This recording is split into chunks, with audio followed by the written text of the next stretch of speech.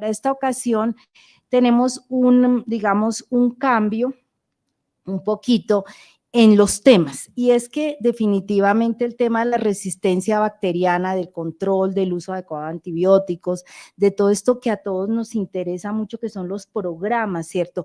Cómo las instituciones montan programas sólidos, organizados, para prevenir o por lo menos contener la resistencia bacteriana, ¿sí? Apoyar desde muchas áreas, porque esto le compete al laboratorio, al clínico, por supuesto al grupo de farmacia, esta dinámica. Entonces hay temas que para nosotros de pronto, no para todos, digamos, son tan frecuentes, y ese es el tema que me pidieron que habláramos un poquito sobre lo que es la vigilancia de Clostridioides difficile. De pronto no todos lo hacemos, y eso valdría la pena que miráramos ya en la mesa redonda, aquí con el doctor Roncancio, con todos ustedes, qué tan importante es para nosotros en Colombia, qué tan cerca están nuestros laboratorios de apoyar los diagnósticos, y qué tanto está inmerso de lo que uno lee en la literatura mundial, ¿cierto? Si uno revisa, por ejemplo, los programas de excelencia de Estados Unidos, o el módulo de contención o de vigilancia de resistencia antimicrobiana que tiene el Centro de Control de Enfermedades y su programa, digamos, de vigilancia de infecciones, así como ellos vigilan resistencia en enterobacterias a carbapenémicos, o sea, los organismos multiresistentes. Si ustedes entran y miran, ellos tienen un módulo para las instituciones exclusivamente para vigilar clostridioides, porque para ellos, primero, tuvieron o tienen todavía un problema importante, y ya vamos a ver por qué, tienen los recursos, pero para mí lo más importante, lo integraron dentro del programa de contención, no directamente tanto porque Clostridioides, que era el que antiguamente, saben, se llamaba Clostridium, sea el problema la resistencia, sino que sin lugar a dudas es un espejo de lo que puede estar sucediendo en una institución. A nosotros, yo no sé, nos ha pasado un poquito, no porque no haya en Colombia, hay, claro que sí, vamos a mirar algunos estudios de grupos fuertes que están trabajando en Clostridium, pero lo que yo veo es que no en todas partes está organizado como un componente, que tú dices, oiga, yo vigilo adherencia, higiene de manos, o yo vigilo KPCs, yo vigilo Clostridium, no, se hará como una necesidad clínica, sí, indudablemente. Entonces creo que es interesante que pudiéramos mirar. Alguien me está llevando el tiempo, tú me cuentas, o si no, yo sigo hablando feliz aquí, que me encanta compartir estos momentos, y qué podemos hacer. Entonces, las infecciones por Clostridium, que también se puede decir así, eso no tiene ningún problema, lo que pasa es que cambian de nombre, es porque cada día mejora la taxonomía, entonces lo agrupan en otro lado, pero es lo que todavía uno lo conoce como Clostridium, cambio fue como en el árbol taxonómico. Es un microorganismo que es muy interesante no solo por él mismo, porque ustedes saben, y vamos a ver, es un anaerobio, pero además porque tiene una versatilidad, ustedes saben, muy interesante, y asimismo lo hace en su patología. Entonces, en el mundo, si ustedes revisan el tema, la presencia de infecciones por Clostridioides difficile se llama tradicionalmente CDI en inglés, o infección por Clostridioides difficile, para no tener uno que estar diciendo a toda hora. Y lo más interesante es que esta entidad, que uno diría es una entidad, no, es como un espectro de entidades, ¿cierto?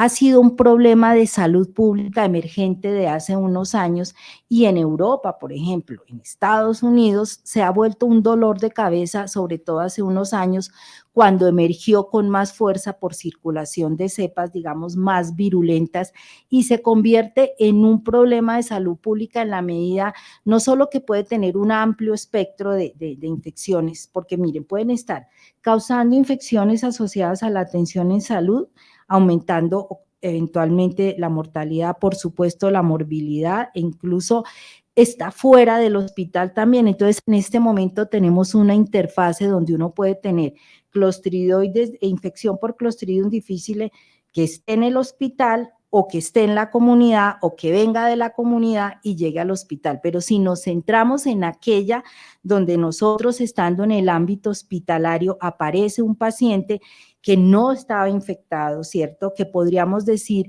que coincide con una infección asociada a la atención en salud, pues no es tan raro, no es tan infrecuente como uno cree.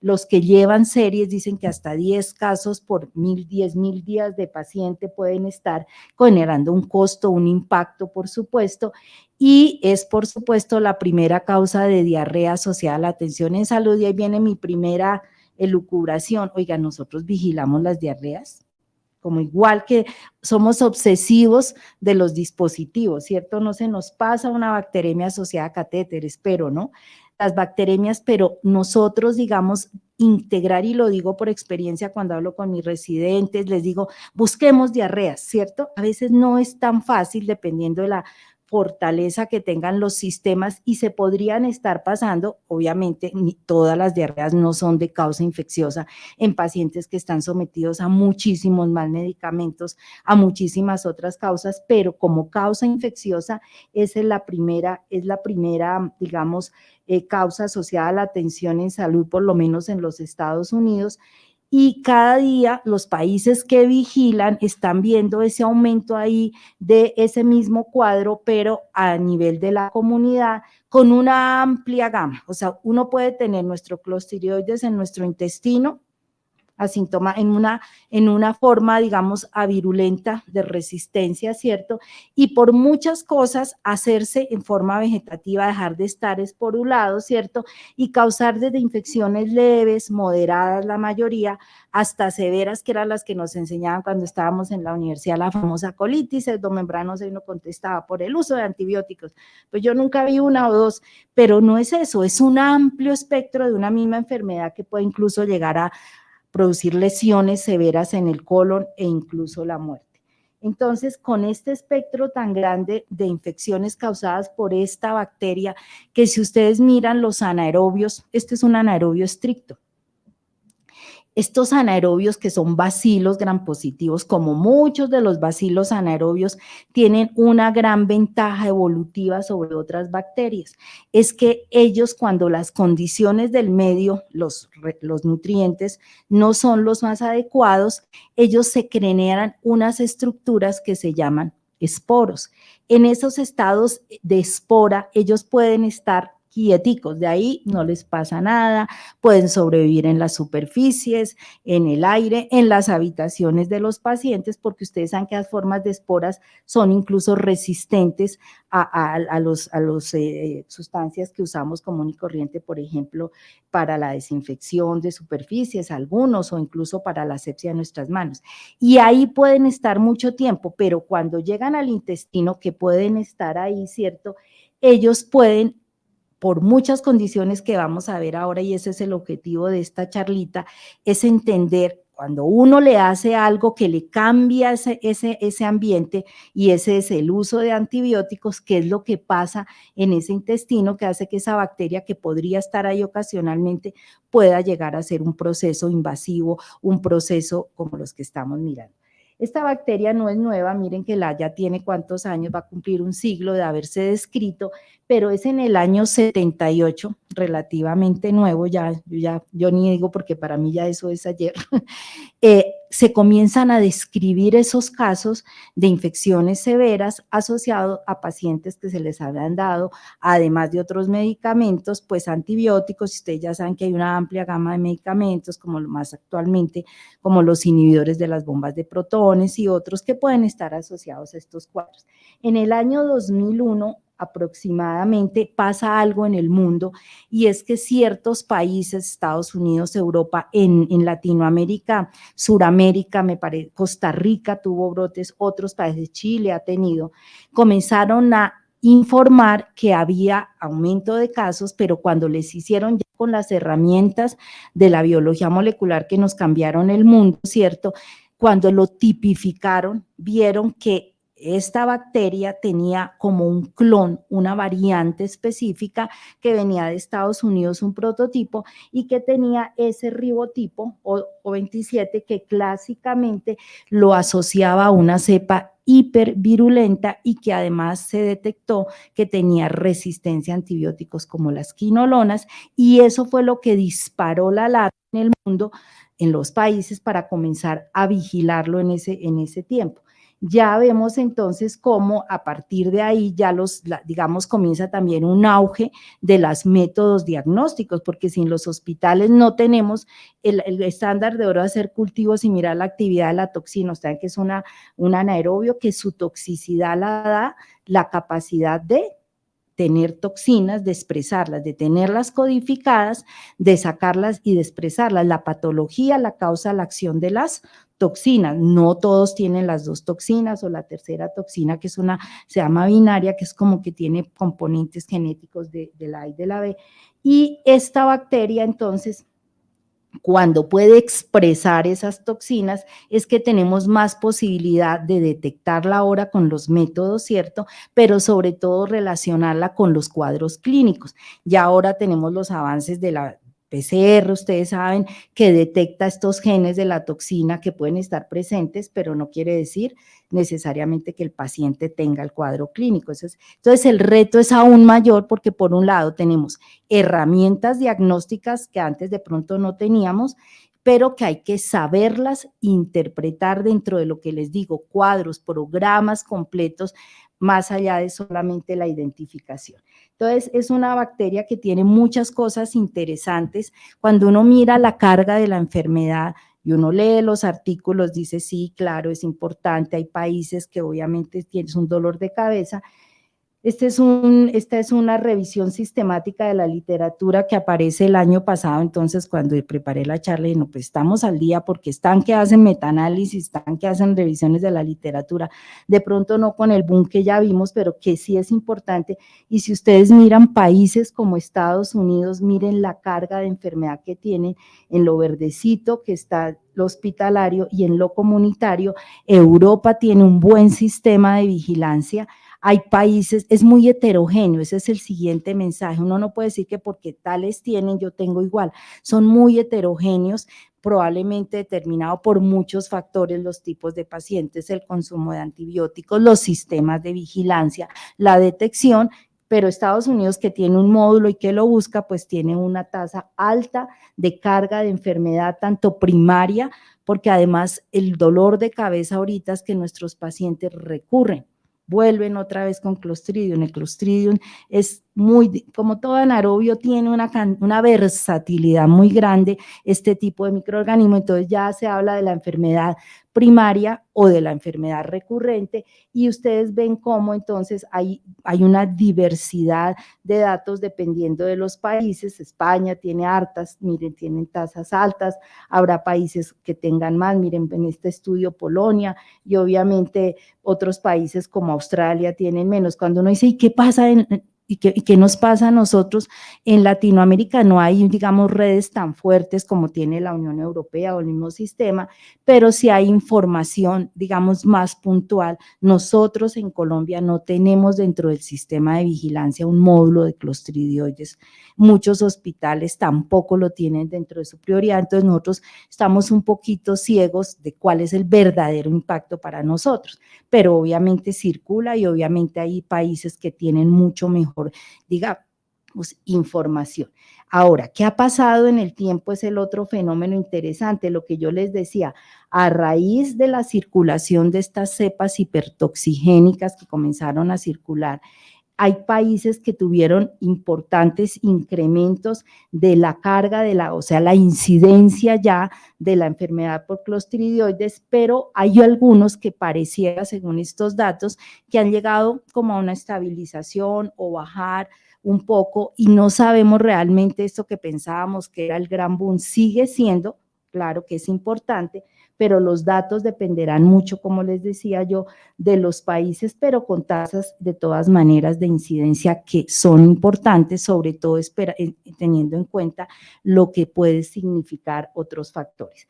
Miremos aquí ya cuando miramos no la enfermedad primaria, que eran los datos que yo les mostraba, el paciente que llegaba a la comunidad o el que se infectaba dentro del hospital, sino de aquellos que hacen recurrencias, y miren ustedes cómo las recurrencias no son nada despreciables apreciables. Miren en estos grandes estudios, acuérdense que esto es una revisión de la literatura, cómo podemos tener recurrencias tan altas como el 57% o digamos del 7, podríamos decir que están entre un 10 y un 20%. Eso es muy importante. Cada vez que tenemos un paciente, nosotros tenemos que entender la probabilidad de que ese paciente en el término de antes de 8 semanas pueda volvernos con un cuadro clínico causado por este microorganismo, con los riesgos que significa en la institución, la transmisión, la prevención, porque es que ese es el problema. Acuérdense dónde están estos anaerobios, están en la materia fecal, entonces son un reto para control de infecciones. Entonces es muy, muy interesante. Los factores que determinan por qué esta bacteria que estaba ahí quietica, que ocasionalmente está ahí tranquila, llega a hacer estos cuadros son múltiples, propios e inherentes al paciente. Y obviamente la edad es un factor importante. Nosotros con la edad alteramos mucho el microbioma. Eso es una realidad y somos más, además nuestro sistema inmune ya no es igual. Entonces la edad, por ejemplo, son factores que nosotros no podemos controlar y que en este tipo de estudios son los que tienen, digamos, un peso altísimo. Pero miremos el uso de antibióticos, que es lo que nos tiene esta mañana aquí, aparte de la resistencia sentados. El uso de antibióticos por número de estudios le sigue a la edad como el principal factor, que lo encuentran en todos los estudios. Ese es el número de estudios que ustedes ven en esta revisión que encontré. Y básicamente eso es lo que nos tiene que llamar la atención, porque es algo que nosotros sí podemos trabajar, sí podemos controlar, sí podemos seguir. Los otros factores como las condiciones de base, el género, el uso de dispositivos, la alimentación o condiciones como cáncer, otros, pues obviamente, y los índices de gravedad de los pacientes, especialmente en unidades de cuidado intensivo, pues son factores que tenemos que pensar para decir, este paciente puede estar a riesgo. O sea, que casi que uno diría, son los que vemos todos los días, ¿no? Pacientes de edad con uso previo, con antimicrobianos previos o recibiendo antimicrobianos y con una serie de condiciones de base. Entonces uno pensaría, o es que no es tan importante, o es que no lo estamos buscando. Pregunta del millón, ¿cierto? Probablemente clínicamente no vamos a tener todos los cuadros graves, pero ¿cuántas diarreas leves o moderadas, espero, no sé, se nos pueden pasar y pueden estar causadas por este microorganismo? Y entonces los antibióticos y el consumo y la carga que generan los antibióticos se vuelve uno de los marcadores más importantes, no solamente per se para mirar el caso del paciente, sino que en Clostridium es como ese espejo que puede estar ayudándonos a mirar lo que está sucediendo. Hola Adrianita, ¿cómo estás? Entonces el uso de antibióticos no es nuevo, estos son estudios grandísimos, clásicos, miren que ya es como el año 14 o 16, del 2014, que es de los que le citan a uno siempre, que son metaanálisis mucho más robustos, donde fíjense ustedes que ahí no me faltaron los macrólidos, se los quedo debiendo porque son los clásicos 4M que se han visto relacionados, pero miremos toda la cantidad de estudios que le dan una fuerte asociación, como miren la tan alta como se ve aquí en los carbapenémicos, en los distintos estudios, la mayoría significativas, miren, muchos pasan obviamente del 1 porque son los que quedaron a este lado, son significativos. Luego definitivamente el consumo de antibióticos sí es un factor claramente asociado, hasta ahí no estamos diciendo nada nuevo, ¿cierto? Y miramos entonces cómo esto no solamente lo dice la literatura, sino que hay muchos grupos en Colombia y quiero resaltar, yo no trabajo Clostridium desde la parte de microbiología, pero sí hay grupos fuertes trabajando en Colombia. Está la gente de Medellín que comenzó a hacer, yo no sé si tú estás en el grupo, el doctor Roncancio, que es un gran amigo y un excelente investigador, comenzaron a decir, oiga, ¿será que no tenemos Clostridium? Y resulta que sí tenemos, ¿no, Gus? Y tenemos cepas hipertoxigénicas y ya hay estudios que han ribotipificado. Muchos nos quedábamos haciendo estudios también muy válidos como este con lo que son las herramientas del laboratorio clínico, sobre todo con la implementación, por ejemplo, de técnicas como la PCR. Y solo les traigo un ejemplo porque, como les decía, hay grupos fuertes en Medellín, hay un grupo fuerte aquí también en Bogotá, tienen más de 10 o 12 artículos muy buenos que quiero resaltar, porque a veces uno cree que solo los demás hacen, no, nosotros hacemos y a veces uno dice, ¿quién me puede a mí ayudar, cierto? Quiero hacer un estudio de Clostridium, pues hay grupos que los están haciendo, y este es un estudio que no es tan nuevo, no me acuerdo cuándo, es del 2000, tiene datos del 2015, pero fue publicado más atrás del grupo de nuestro anterior presidente de la Sociedad Colombiana de Infectología, el doctor Oñate, la doctora Villegas, trabajando en un hospital como estos en Cali, y miren que encontraron, además de los factores que siempre, obviamente la edad, la condición de base, la cantidad de antibióticos que ustedes miran ahí, como ven ustedes, es la duración, el tomar antibióticos. Ellos querían comparar básicamente si había diferencias entre los pacientes que se les había detectado la cepa hipertoxigénica, porque las técnicas actuales moleculares permiten saber eso, si tenemos este ribotipo, y si había diferencias entre los que teniendo Clostridium no tenían la cepa hipertoxigénica, totalmente válido, pero ahí la diferencia no es lo que nos interesa en este instante, sino es el total, el que ustedes ven ahí en la primera columna. Miren el porcentaje de pacientes con más de 7 días de antibióticos, casi el 30%, y ellos encontraron una mortalidad de 14%, y cuando la asociaron directamente a Clostridium fue del 7%. Y son estudios interesantes que se hacen con pacientes y que ponían de manifiesto ya 2012, 2015, que sí tenemos clostridioides y que sí podemos tener estas cepas, y que definitivamente los escenarios hospitalarios, porque lo de la comunidad, ese es el otro reto, pues están teniendo este comportamiento. Y entonces las unidades de cuidado intensivo, pues por supuesto están ahí en la mira. ¿Por qué? Porque están los pacientes más comprometidos, porque el paciente pasan dos fenómenos, o hace la infección severa en pisos y lo pasan a la UCI, entonces se les aumenta, o es en la UCI debido a ¿qué? Pues al consumo de antibióticos, a las condiciones de base, y hay artículos como este donde claramente dicen que que los pacientes en la UCI duermen con el Clostridium porque lo tienen ahí, y lo más interesante, del 15 al 35% de los pacientes estando en la UCI, en muchos estudios, en el transcurso de la estancia en la UCI, pueden hacer diarrea, ¿cierto? Pero no necesariamente infecciosa. De los que hacen diarrea, ay, perdón, aquí, no, perdónenme la vida, ahí. De los que hacen diarrea, hasta un 15% de los casos, 13, 15, dependiendo de las series, pueden tener o se les puede detectar clostridioides, ¿cierto? En forma moderada, la mayoría de los casos, algunos, claro, por supuesto, pueden llegar a ser severas, y la prevalencia en la UCI, dependiendo de los estudios, puede llegar hasta ser del 4%, pero hasta un 20% o más hay estudios pueden estar colonizados. Por eso este artículo se llama Durmiendo con el enemigo. El intensivista que está ahí, que sabe que su paciente todos los riesgos, que está sometido a todos estos antibióticos, aun si él no tenga, él puede pensar, mi paciente tengo una probabilidad hasta del 20%, que aunque no lo esté desarrollando, lo tenga así, esté colonizado, y de qué va a depender que en un momento dado pase de ser colonizado a tener infección, pues ya vamos a ver algo de lo que nos puede explicar la microbiología por lo menos. Entonces, fíjense ustedes cómo las tasas son y los datos son realmente interesantes.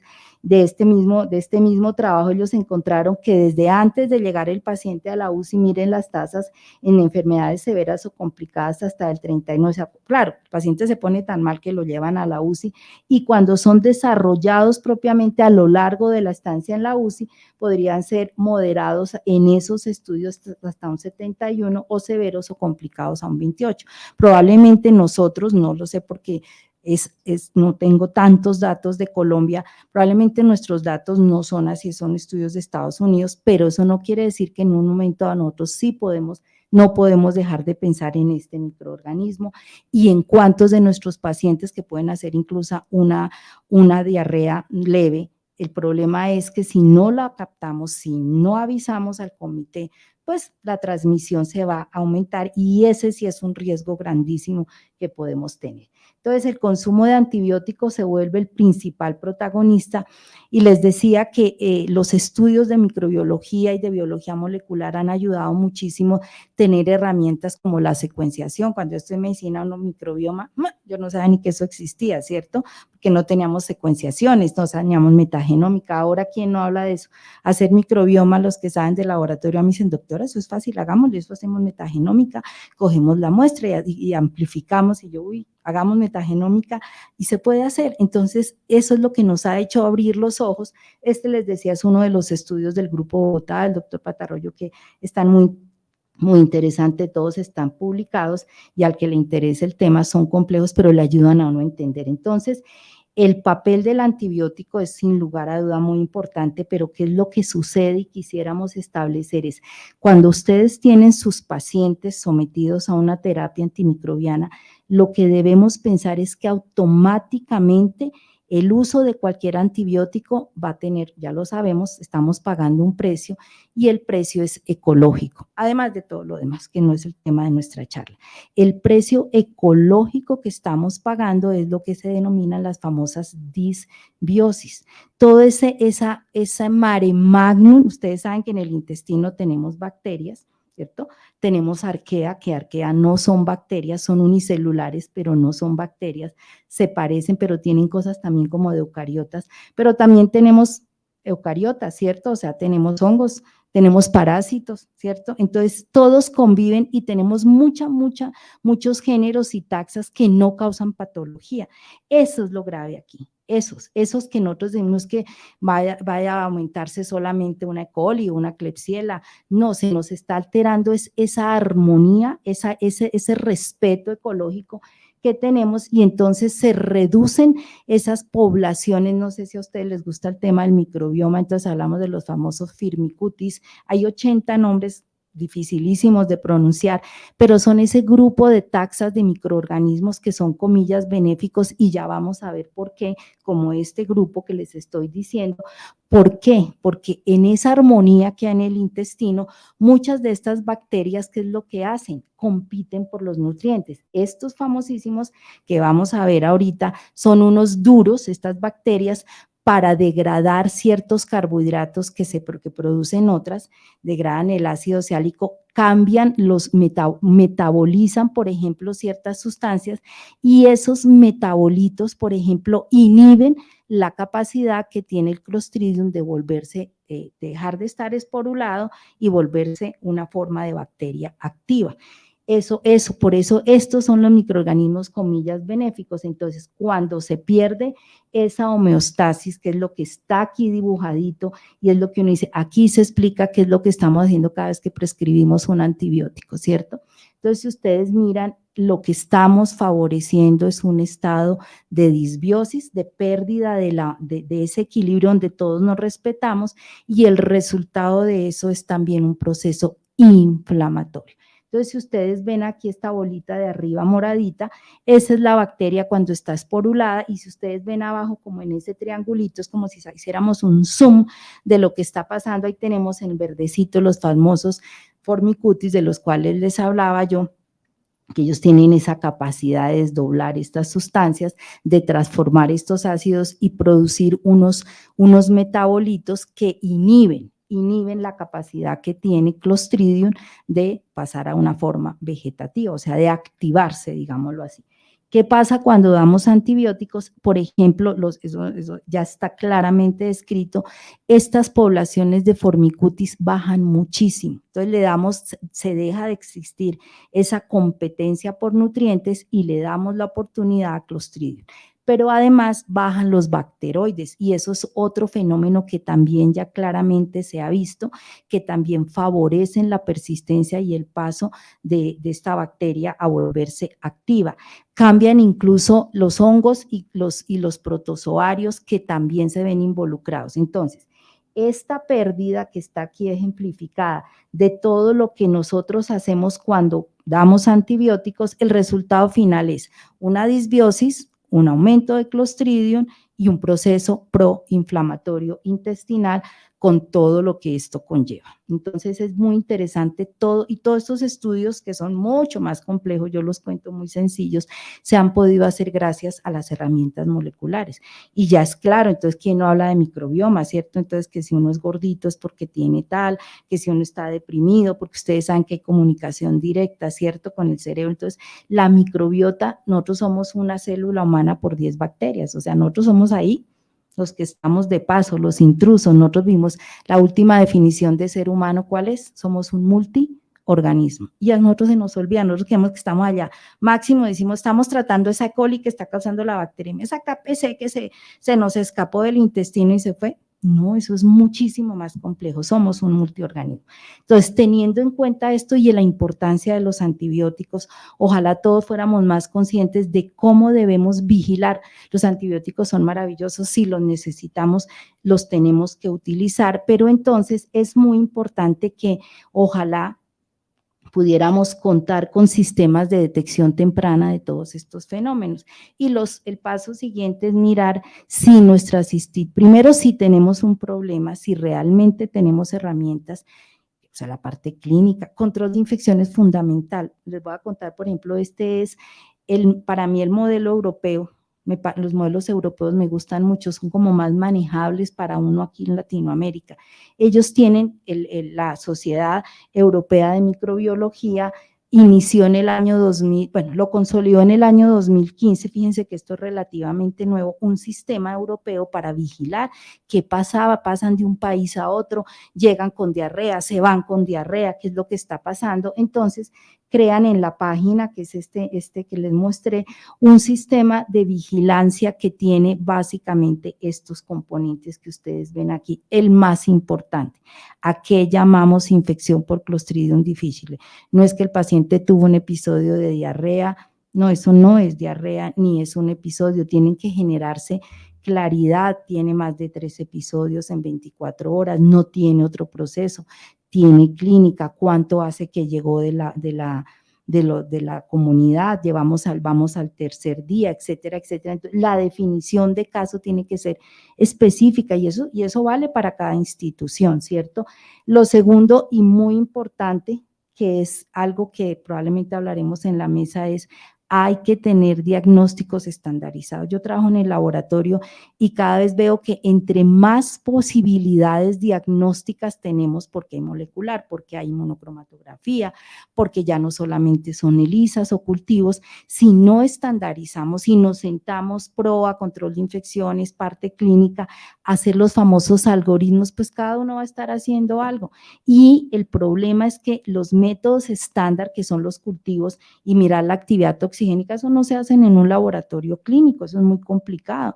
Entonces tenemos métodos muy buenos, no necesariamente de sensibilidades tan grandes, que hacen que el laboratorio tenga que jugar con más de una prueba probablemente, y eso hay que colocarlo en algoritmos como debe ser, y mirar y vigilar cómo se hace para saber realmente si o no lo estamos detectando, lo estamos sobreidentificando, porque encontrar el material genético no quiere decir que la toxina esté activa y que esté causando un cuadro clínico.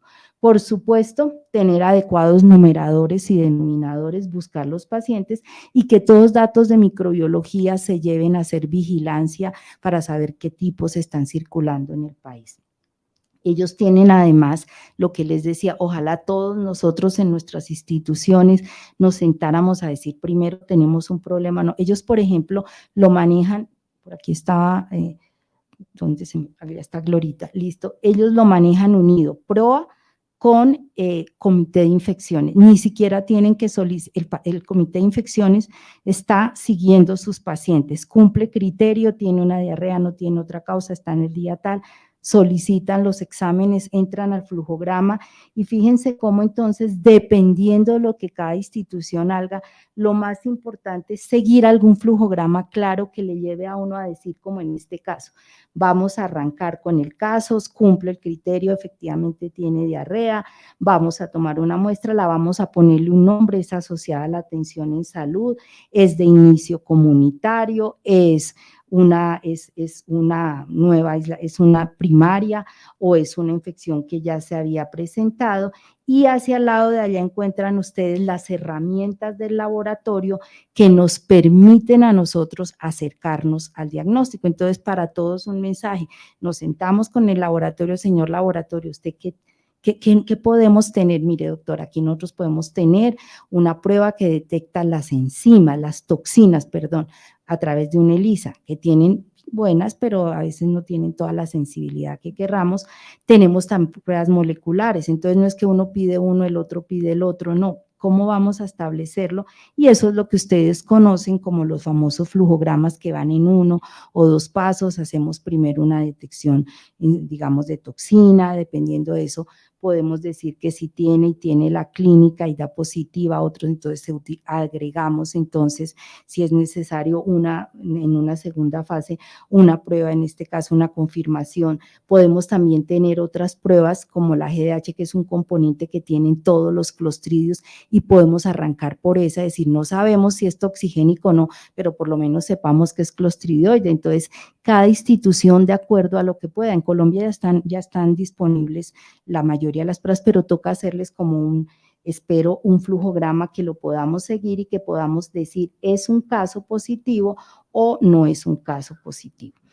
Otras experiencias, tenemos Estados Unidos, el CDC, lo tienen en la página, ellos tienen un sistema bien interesante de seguimiento a los pacientes, ingresan los centros, tienen un flujograma similar, clasifican al paciente con su definición de caso, el que tiene un caso que es incidente, que es el que tiene las características que se presenta, algunos que son recurrentes, la recurrencia generalmente digamos, la literatura la sitúa en un paciente que tuvo un episodio y que no han pasado más de 8 semanas, hasta 8 semanas, si se presenta en ese periodo entre la 2 y la 8 semanas, le colocan el nombre recurrente. Si se presenta después de las 12 semanas de haber estado hospitalizado, se considera que es de inicio comunitario, y obviamente las reglas de control de infecciones siguen funcionando para lo que nosotros hacemos. Entonces, ese es el mensaje. Y por último, si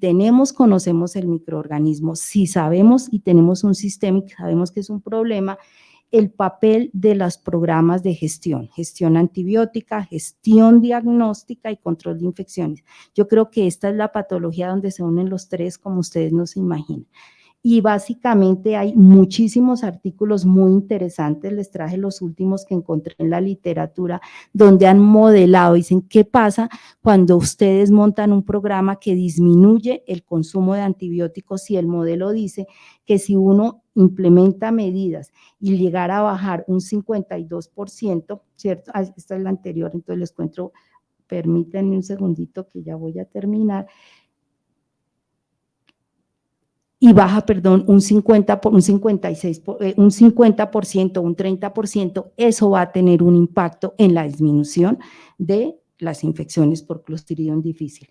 Y otra cosa muy interesante, de todas las medidas que uno aplica, ya hay estudios que muestran, por ejemplo, como este, que unen las dos, de todas esas medidas, Clostridium, Klebsiella, porque es un problema, las que van dirigidas específicamente frente a Clostridioides, digamos, impactan muchísimo, son más de un 56% que las generales, y ellos crean como unas mnemotecnias y unos grupos que les ponen así en inglés, y es educar, vigilar, hacer tamizaje, interconsultar con los expertos, el grupo de control de infecciones, el infectólogo, tamizar, hacer auditaje, seguir, tener protocolos, lo que les decía, y tener medidas ambientales. Eso completico, unido a un paquete de atención, todo lo que sabemos, higiene de manos, toda esa parte, aislamiento, y algo muy lindo que es que crean sistemas de notificación y alerta. Eso es lo que ellos han creado, o sea, crean como un bando encima de otro bando, de otro paquete de atención. Y como les contaba, que se me ha pasado cuando hacen modelamientos, si ustedes logran reducir el consumo de antibióticos en un modelo matemático en un 30, automáticamente en un 17 se debería disminuir en los hospitales que tienen estos datos la infección. Y no me puedo ir sin hablar del laboratorio. ¿Y el laboratorio qué papel juega? Importantísimo. Y lo llamamos ahora gestión diagnóstica. Un laboratorio no puede hacer y hacer y hacer pruebas, no, tiene que gestionar, tiene que hacer pruebas que ustedes utilicen, que estén en algoritmos que sostengan el hospital, ¿cierto? Y que sean útiles para poder enfocar este paciente y disminuir la transmisión. Y entonces el papel diagnóstico es supremamente importante. Entonces, si hacemos las pruebas diagnósticas en la población que es, vamos a tener un éxito unido siempre con un diagnóstico clínico que esté soportado por el laboratorio. Entonces, el enfoque óptimo del laboratorio va a depender de cada institución y es lo que yo les contaba. Entonces, nos ponemos a mirar, bueno, ¿qué posibilidades tenemos aquí? Aquí vamos a poder tener una prueba de flujo de lateral flow, por ejemplo, pero ¿qué sensibilidad me da? Entre 30 y 70%. ¿Y qué especificidad? Es buena. Yo tengo posibilidades de hacer PCR. Entonces, uno une y muy probablemente de lo que uno tenga debe conocer esto, que son, ¿qué esperan ustedes de las pruebas? Eso trabaja prueba, eso trabaja control de infecciones, eso trabaja laboratorio, parte clínica, y lo dicen claramente las guías. Esta es la guía americana de la ISA y la traje no tanto por la toma de decisiones, sino por la frase que me encanta, que dice, clínicos y personal de laboratorio están de acuerdo. ¿A quiénes les hago eso? Habrá instituciones que pueden arrancar con una prueba, como en este caso, ¿cierto? Que puede ser una prueba molecular o pueden adicionarle después una prueba toxigénica y los modelos cambian. Estos son los famosos algoritmos de 2 pasos o algoritmos consolidados. Ustedes ven aquí, por ejemplo, toman la muestra, la institución tiene la posibilidad de hacer un ensayo, que es una ELISA para detección de toxinas, o puede hacer la prueba de detección de este componente que es el GDH, que es disponible también en el país, lo tenemos en prueba rápida, en pruebas inmunocromatográficas o lo tenemos también en monoensayos y uno comienza a decir, me dio positivo, puedo pasarme a una técnica molecular que le confirme, si dan las 2 positivas tenemos un caso o podemos también arrancar, en algunos arrancan con el ELISA y hay unos últimos que es como un condensado, porque como estas pruebas ya vienen juntas, por ejemplo, las pruebas rápidas tienen GDH más toxina, nos vienen juntas en una prueba. Es que buscarlas y hacer para que nos funcionen bien, hay que validarlas muy bien. Entonces, fíjense cómo aquí ya uno puede jugar. Si las 2 me dan positivas, probablemente, ¿cierto? Aquí como mirábamos, uno tiene la GDH positiva y la otra positiva, probablemente vamos a hacer un diagnóstico sin tener que recurrir a la biología molecular, con una muy buena validación, porque son técnicas que a veces tienen problemas de sensibilidad. O si pero si una da positiva y la otra da negativa, que están en el mismo estuche, pues muy probablemente vamos a tener una prueba molecular que si la descarta porque es negativa, pues decimos el paciente no tiene, y si es positiva, pues obviamente la confirmaríamos, y si ambas son negativas, pues diríamos que no, pero para eso hay que trabajar de la mano. Entonces, como ustedes ven, hay muchos retos, por lo menos que sepamos, me parece interesante que abramos un poco también la mente para montar estos programas de detección en nuestras instituciones, más allá del diagnóstico clínico. Es una entidad que hay que mirarla, hay que tenerla en el ojo, mirar muy bien nuestra situación, saber que tenemos que trabajar de la mano y seguramente lo que buscamos lo encontramos. Pero quería entonces pues darles las gracias.